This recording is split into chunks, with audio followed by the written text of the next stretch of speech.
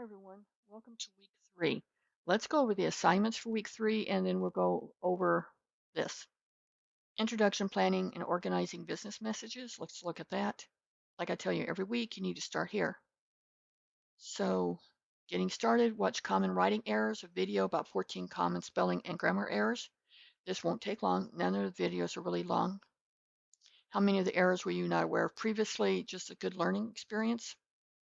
The objectives explain how the 3x3 writing process guides a writer. Remember, we talked about this earlier in chapter 4. Identify the message by purpose, audience, and communication. You need to consider these in all your homeworks that we have assigned.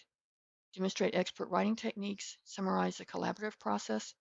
This just means team writing, and how to generate ideas and organize your information. Now, within 3.0, here's your reading assignment.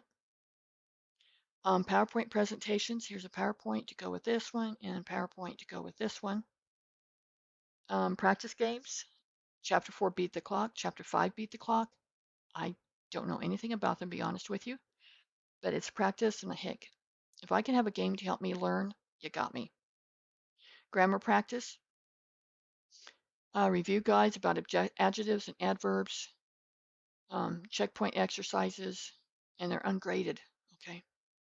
And then here is your study guide for this week for the quiz. Remember, you can take the quiz 2 times and it keeps the best score. So there's that one.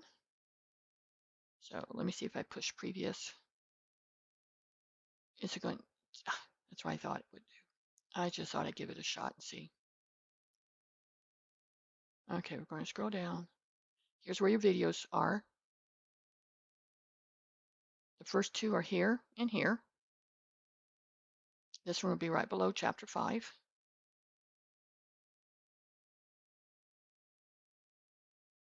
Your discussion topic for week 3. Remember, you're in groups, so you won't see all this huge number of people. You're going to hit badgers, beavers, gray squirrel, and eastern chipmunk. Use the groups. This is from, you're seeing my screen. I'm not seeing your screen. You're seeing my screen. Explore the internet for other methods of ideal generation as free writing, looping, listing, clustering, etc. I like free writing and I like clustering. In at least 300 words, yes, I check the words. Describe why you think this method, whatever method you picked up here, would be effective. Compare and contrast your selected method to the brainstorming technique. Now, it's also on page 154. If you want to look at me, look with it. 154, I'm turning to it. It's down in the lower part of the page. It's clustering, which is, I like clustering the best, but it just talked to you about that whole little section. Gives you various methods on how to compare and contrast. Now, a lot of you may not have ever done a compare and contrast, and that's why I found this YouTube video. I like this video. The guy really puts it out there and does it really well. It's not super long, but it would really be to your benefit to look at it. You can't get into it till tonight at 12:01. I just had a rough week. Normally I don't work Sundays, but I just had a rough week, so I did it. I'm doing this today. In your responses to at least 2 classmates, provide your opinion on how and why you think their preference would be effective or not. So you've listed your own, what you think would be effective, and then when you reply to your classmates, tell them what you think about their perspective, and your responses should be paragraph length, 3 to 4 sentences. So, yeah, that's cool. Doesn't cut it. You won't get any points. All right. So let's go back and go to the next part.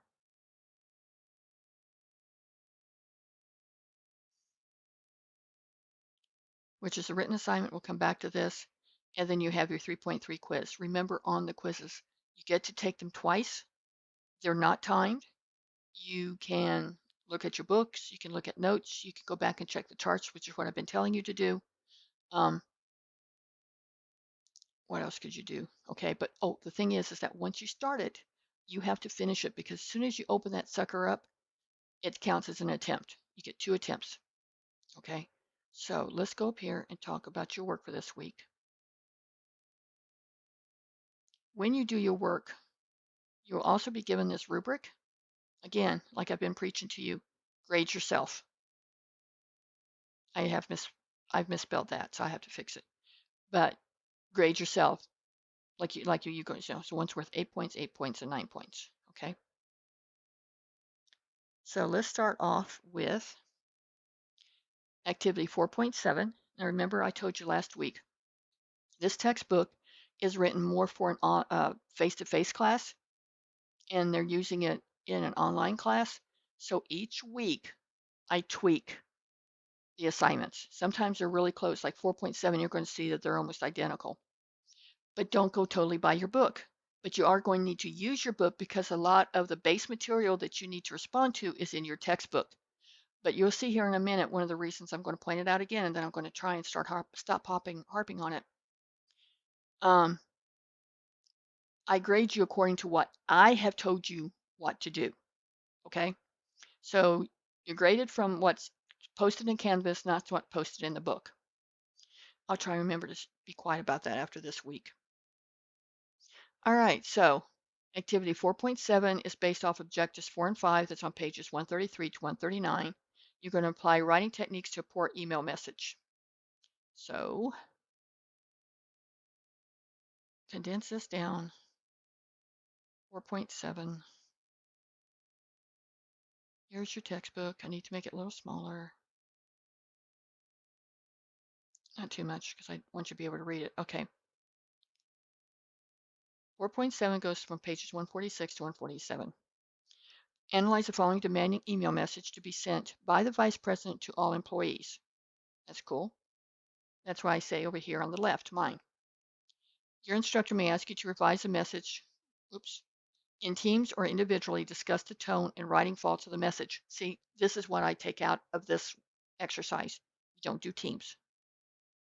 Your instructor may ask you to revise the message so that it reflects some of the writing techniques you learned in this chapter and how you can make this message more courteous, positive, and precise.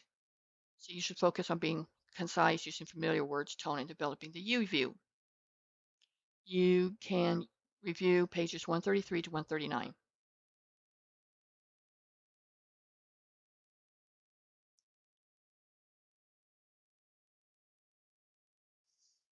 Oops, went too far.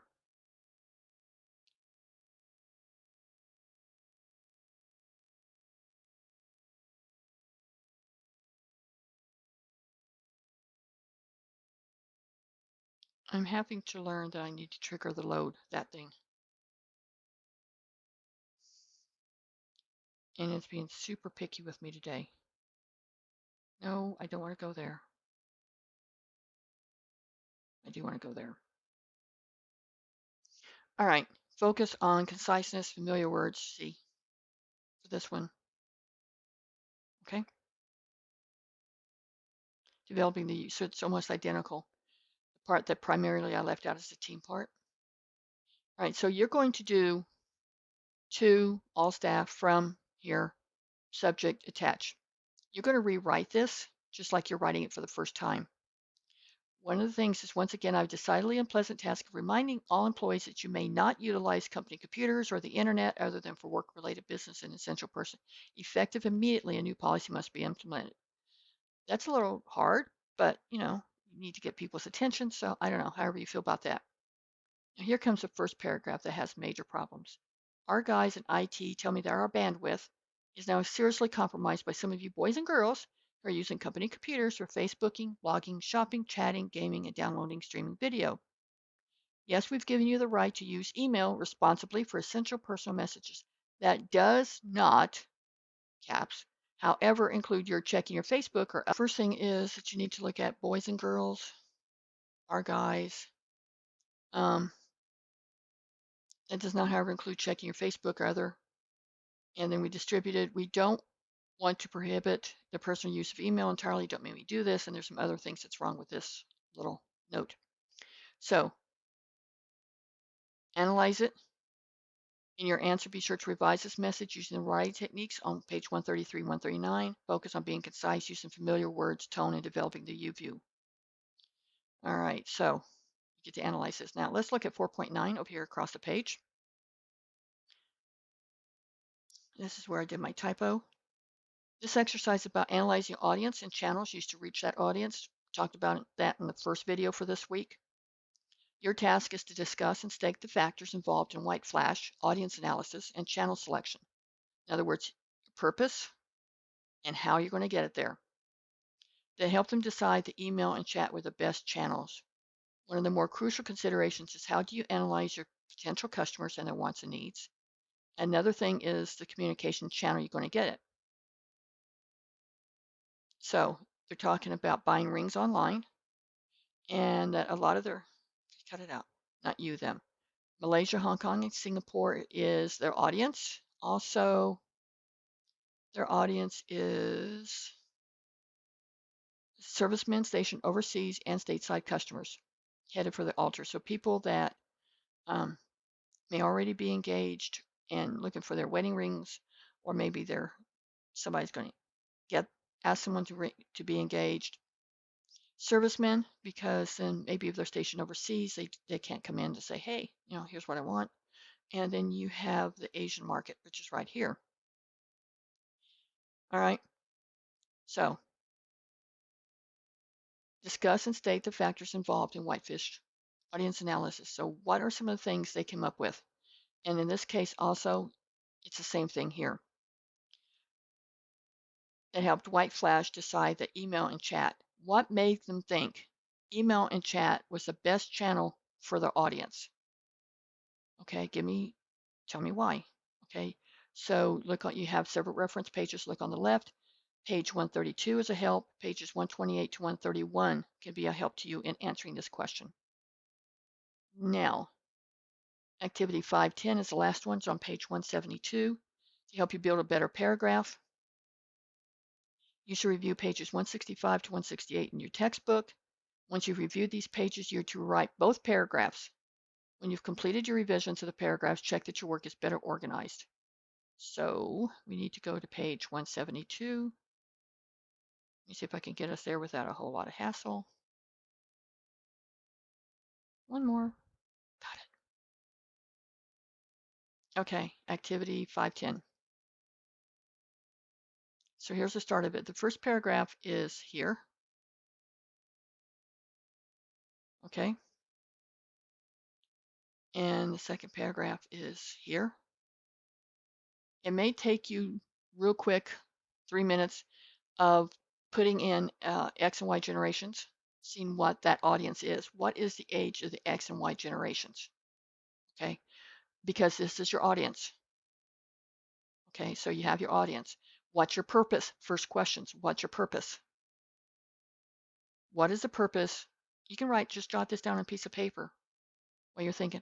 What's the purpose of writing this? They already tell you your audience is the X and Y generations, which is really cool, but what is the X and Y generation? Okay, and then your channel. See, they're talking about marketing plans. That's what they're using for a channel, is what they have thought about marketing plans.